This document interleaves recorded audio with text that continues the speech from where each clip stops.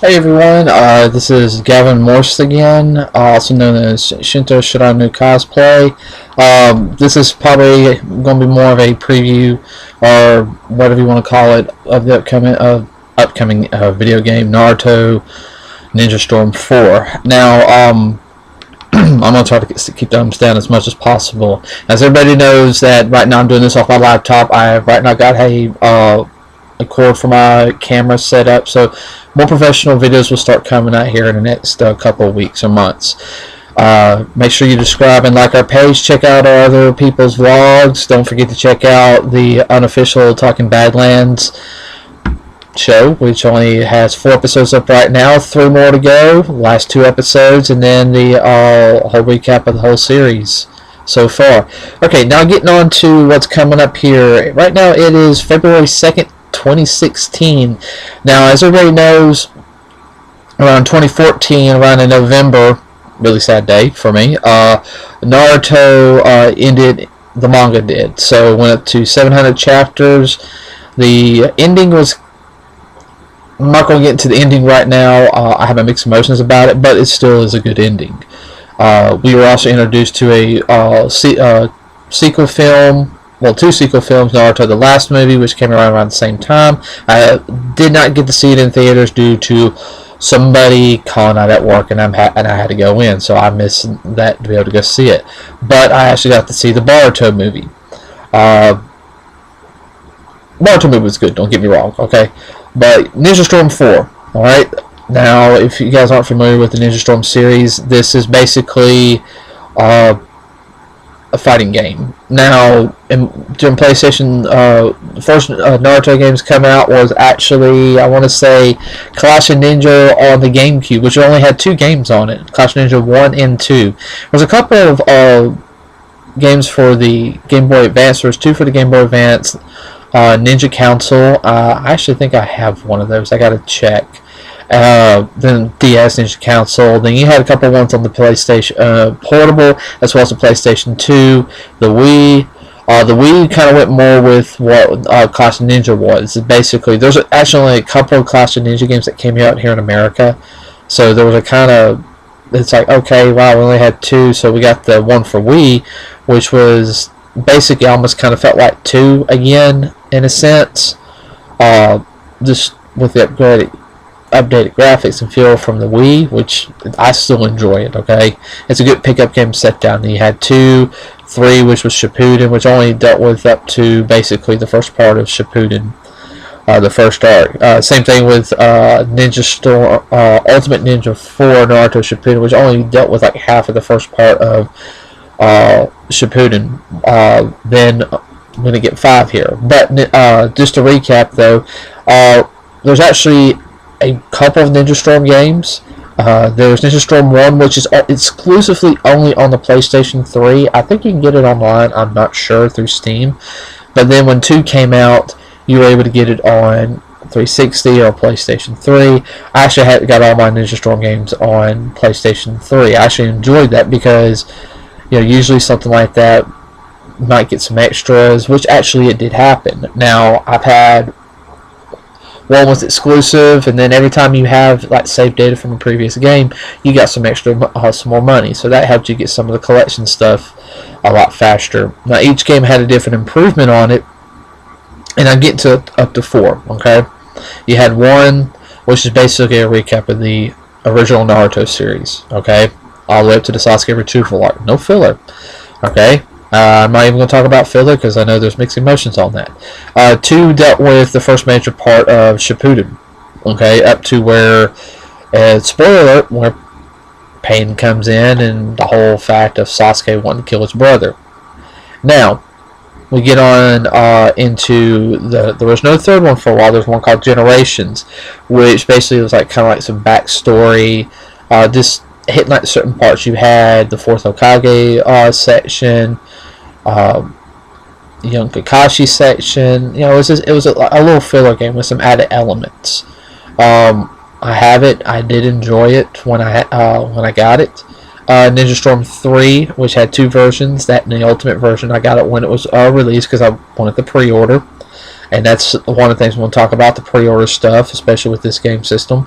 I was a little upset at first that on Ninja Storm 3 that I couldn't get the special edition, because I actually wanted like the 2 figurines, which I actually bought at a convention later on. I did get the special first day release Goku outfit for Naruto, which is actually, I actually enjoy playing as that, and I'm not a big Dragon Ball Z fan like I used to be. Then there is the Ultimate version DLC that came out later, which adds you some challenges, which if you can defeat each challenge, you get like a little screen set, like a little background for your PlayStation 3, which some of the artwork is really good. As well as get an extra character, Sage Mode Kabuto, full Sage Mode Kabuto. Then you had Revolution, which is probably one of the more mixed emotion ones. First off, my only problem with Revolution was I pre-ordered it. I got the swap DLC costumes for Naruto could wear Sasuke's outfit and Sasuke could wear Naruto's outfit. I got those. I even got the apron Itachi outfit and the OVA. I was supposed to get the DLC for the samurai armor for Naruto, Sakura, and Sasuke. I did not get it. I even contacted Bandai and showed my receipt and everything. I didn't get it. That one, I think was kind of a drop on Bandai America on that one. I know a lot of people who did not get it like they were supposed to because we were promised. I was upset with it because I thought the armors looked really good. But a lot of my DLC actually transferred over from the previous game into this one. I actually had to order online some other DLC, which was like Naruto in a samurai outfit, different than the one that was for Revolution. So that one went over. A couple other DLC, not all the DLC. But now getting into 4, I don't know if anything's going to transfer from the PlayStation 3 to 4, even though it has done that. I've heard on some other games, like I've played Ultimate Warriors Orochi 3 Ultimate, which I didn't have Warriors Orochi 3 for my PlayStation 3, but it says something about checking data to transfer over, so there might be some benefits on that. Now I'm actually getting to the gameplay. Alright, right now as I know, this is Naruto Ninja Storm 4 is the last of the Ninja Storm games. Alright, this is done by CyberConnect, who's done the previous games. Let me get this hair out of my face. Now, the biggest thing that I want to sit there and say is the game looks beautiful with the next-gen graphics and engines. Now, you can only get it through on your PlayStation 4, your Xbox One, or through Steam. Of course, with Steam, you're going to have an upgraded computer. And it's nothing against anybody who does it on the computer and everything. I know you just got to constantly upgrade. I have a tower. I use it for a bunch of things. I like where my tower's at. I think the only games I really play on is Wolfenstein 3D, the original, Doom 1, 3, and DC Universe Online. That's all I really need it for, game-wise. I mostly use it for work purposes. But now, Ninja Storm 4, like I said, is only going to be released on the next-gen consoles. There's no Nintendo being released on it. It might bum out some of the Nintendo people, but hey, it happens. Now, the gameplays are fairly simple. The control scheme's actually very simple. You got one button to kind of dash forward. You got one button to do your chakra, charge up your chakra, or activate a chakra move. Various controls moving around. I've seen some basic gameplay. I've tried staying away from seeing as much of the special moves and everything because I don't want to spoil it for myself. Excuse me, my mouth is a little dry. That's why I'm saying a lot. Now, getting on to more of the gameplay. I said it's smooth, it's vivid. It flows very well. It feels like you're actually playing the anime, in my opinion. If you're not a Naruto fan, that's fine, okay? This is one of the games I really like, okay? And don't get me wrong, I'm a Dragon Ball Z fan too. I like the Xenoverse, even though Xenoverse had a lot of grinding in it. Yeah, that's the story for another time. One of the biggest aspects about Ninja Storm 4 compared to other ones is that they're actually bringing in one element and I feel some mixed emotions on this right now, is like the wall climb. Now, if you guys aren't familiar with Naruto fully, basically using their chakra or energy, whatever you want to call it. Chakra is different than ki, like from Dragon Ball Z, or spirit energy from Yu Yu Hakusho, which actually ki and spirit energy are the same thing. But it allows you to like stick on a wall. Basically, like Spider-Man. Spider-Man can walk on a wall. Okay, they brought the side battles. Now, that would be like you knock a person like really hard against the wall, they might get up and use their chakra to stand up instead of falling down. Well, the character would be sideways like this, and you would continue to fight. Now, if you jumped, you would fall back down. Of course, gravity takes over, or if you get hit hard enough. I've only heard that's in story mode, so I don't know. I don't know if that's true or not yet. Now, also continuing on is the elements of fighting. There's going to be a lot more strategy involved in this time around, due to the fact is you can switch your characters out back and forth. Now, originally, I can't remember which one it is. I know it was in Naruto Ninja Storm. No, it's in all the Ninja Storm games, that you can pick one or two partners. By doing this, it has a little bit of a strategy element. You can have a character call them up, hey, come help me out, do a special move, okay? Or protect me. As the game's progressed a little bit, they've added different elements to it, where I know in Ninja Storm 3, you could actually do it in 2, and as well as Generations. It changed up a little bit in Revolution. I'll explain about that in a minute. I don't think it did it in 1. I have to go back I haven't played 1 in a while. But you reach this, you have side gauge right here. Every time you use the character, the gauge goes up. The gauge goes up fully, you can do what's called a combined ultimate jutsu or ultimate finisher. Now, your ultimate jutsu was basically like your super move. Each character had a specific one. Now, certain characters had 2 or 3, depending on how old they were or how far the story progressed.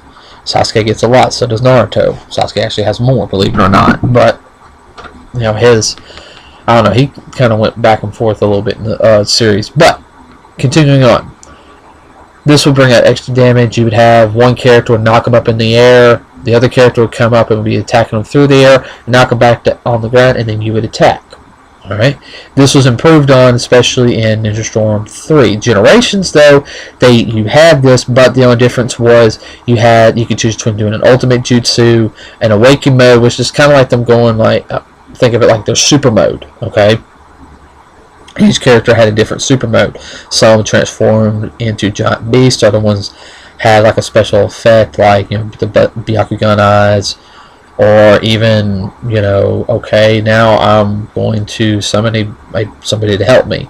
Or you had seal mode. With seal mode, basically this means is we're going to seal off your chakra, and you're not going to be able to use any substitution jutsus. I don't know if they're going to have that in the next one. I actually kind of like that a little bit, but I didn't like the fact that you had to choose between awaken mode or ultimate jutsu mode, because I actually prefer, there's sometimes in a regular battle you would like to be able to just go into super mode just for a little bit. But I understand the strategy element. I think they were kind of getting that from Mortal Kombat X a little bit. I think they heard about it, and it's like, hey, let's see how this works here. I don't think it transferred too well in Revolution, as it did like in Mortal Kombat X, where you could choose between like 3 different styles of fighting.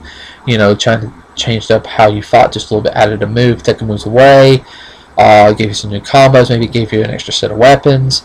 I don't think it transferred too well in Revolution. Now, the super moves in 4, I don't know them, okay? I don't know a single one of them. I don't want to know a single one of them until I play the game. Alright? But you can switch the characters out. Let's go going back to on the subject. You can switch the characters out from, okay, you've got Naruto out, alright? You can now, instead of just calling a character up to come up and help you, from what I have heard and what I understand is you can actually switch out like a tag battle. If anybody who grew up, especially in the 90s, you guys remember like 95, 96, X-Men vs. Street Fighter came out. That I remember that game immensely. There's one at the local Walmart. I had a couple of dollars sometimes, and I had like a quarter or 50 cents. I'd go down and play that. I enjoyed that game. I liked the fact I could switch out characters, change the characters. If I beat it with every character, I used to change up the strategy. Wolverine and Ken. I usually kept Ken because Ken's my favorite character on Street Fighter. That adds a different element to it. But now since you got 3 characters, I mean, you can sit there and have, alright, you can have somebody who does range. Let's say, Datara. I think I said his name right. He does range attacks, or Tamari. Alright, then you can switch to somebody who does close range attacks, like Sakura. Then you can switch to somebody who has more jutsu abilities, powerful jutsus like Naruto. You switch them out, and each of their fighting styles are different. So that's going to add a different element. Another thing is you have triple awakening. In other words, let's say Naruto, one of the Narutos goes into his awakening mode. That means the other 2 characters are also going into awakening mode, and supposedly it's supposed to be on the screen at the same time. Now, how's this going to translate into the gameplay? I don't know. But if it's true and you're by yourself, well, you're pretty messed up. Because you could have 3 people who could have a Susanoo or a Tail Beast character. Now, imagine 3 different Tail Beasts on the screen. That's going to be huge. I'm thinking they're going to pan out on that. I think they kind of tapped into that a little bit in Ninja Storm 3 at the end where you fight the Tail Beast. Which that's a very interesting battle. Small Naruto fighting the Tail Beast. But at the same time, it's going to...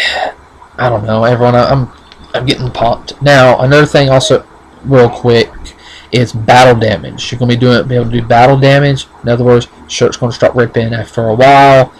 That's going to be very interesting to see how, it's also kind of about bragging rights. Hey, you brought me all the way down, now I just beat you. Now, another element that I do know of is story mode. You're going to be able to do different paths of story mode. Now, there's supposed to be a Kakashi Gaiden arc, which is going to explain a little bit about what happened with, I guess, Kakashi getting his eye again, as well as a section on Toby, on how he became Toby. Or, oh God, I can't remember his name on top of my head. Obito, yeah. Obito became that. So, we know that section is going to be in there. This is the final part. This is the war, okay? And forgive me for going all over the place, everybody. This is my first time doing something like this. Now, there's supposed to be like a Naruto path and a Sasuke path from what I've seen. And of course, there's probably going to be like little extra things you can do to unlock like a little hidden path here and there. It's supposed to go through the end of Naruto, all the way up to Naruto and Sasuke fighting. Now after that, you're supposed to be able to explore the world afterwards. You're going to have extra side missions, which I understand that's another element that's always been really big in the Ninja Storm games. Is as soon as you get through, you get to kind of run through, get to see the world. I don't know if there's going to be a Naruto and Sasuke side. Yeah, on Sasuke, just a little bit, everybody. I actually like his brother better, or Suishi. I think that's how you say his name. Their cousin. Now, also coming up is the DLC for it. Now, there's the first day DLC, which is, if I remember correctly, is Boruto and Sakura, which is, they're supposed to be the children of Naruto and Hinata, and Sasuke and Sakura will be, okay? Yeah, there's part of the thing on the ending, okay? That is going to be very interesting to see. There's also a pre-order bonus of the last movie characters. I know there's going to be Naruto and Hinata, and I think Sakura is also in it, and Sasuke, as well as the 6 Hokage, Kakashi. Now after that, I don't know all the DLC. Supposed rumor has it the Sound 4 is going to be available eventually, as well as some other skins, as always. I'll just do a couple reviews on when that comes out. The pre-order bonus right now is the DLC. If you do the limited edition like I did, you got this little gold Naruto figurine, which I went ahead and did that. I'm a huge Naruto fan. I went ahead and did it. I would have preferred if it was if they had a limited edition package for it. Something real spectacular. When I bought Blaze Blue, the Chrono Phantasm.